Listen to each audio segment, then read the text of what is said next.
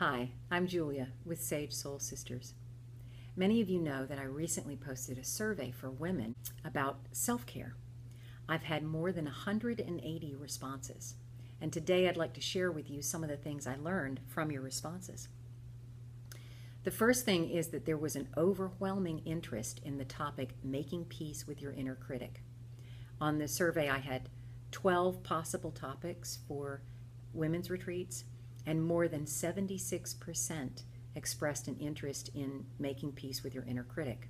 And right behind that, in second place, was creating sacred space at just over 66%. So, the topic for the July 2016 retreat will be making peace with your inner critic. The second thing that I learned from your survey responses is that the greatest hindrance to women taking part, participating in all-inclusive women's retreat is money or the lack thereof. And I totally get that one because I'm right there with you. A couple of the respondents suggested scholarship money, and I think that's a brilliant idea.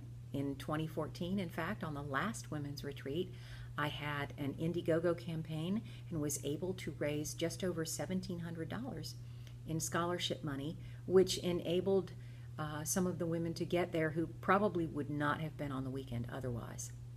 So that was a beautiful thing to have so many of my friends support women that they didn't even know financially.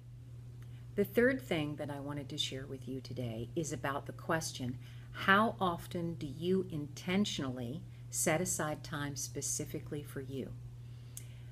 57% of the respondents said every day.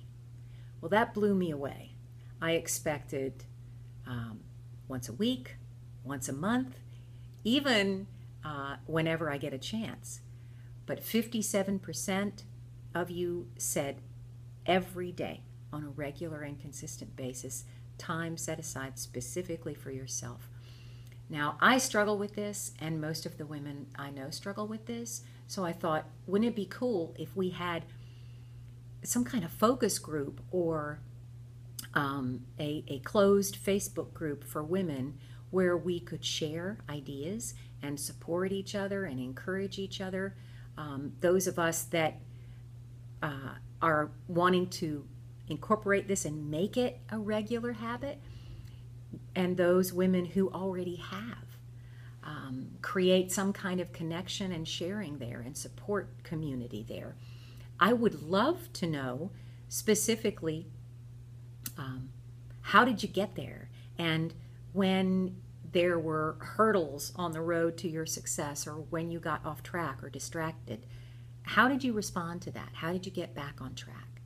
And I would also love to know some of the things that you do for yourself. Things that you do for yourself that are compassionate, that are loving, that are fun, that are playful, things just for you. What do you do? I would love to hear from that community of women out there. Tell me the things that you do for you. Share with me and those of us who are still struggling with this.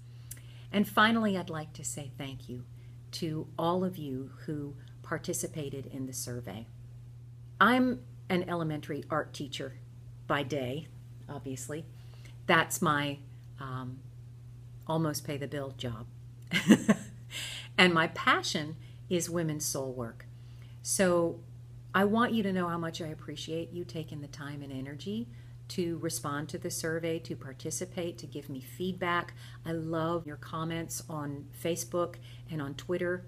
It really helps me grow and learn. I love your questions. I love your feedback. I love it when you have the courage to share something vulnerable with me. And I love it when you support and encourage me.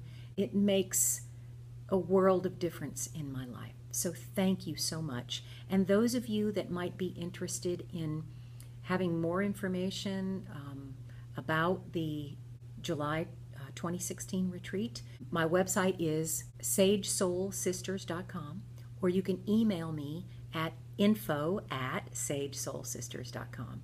And I would love to hear from you. Thank you so much.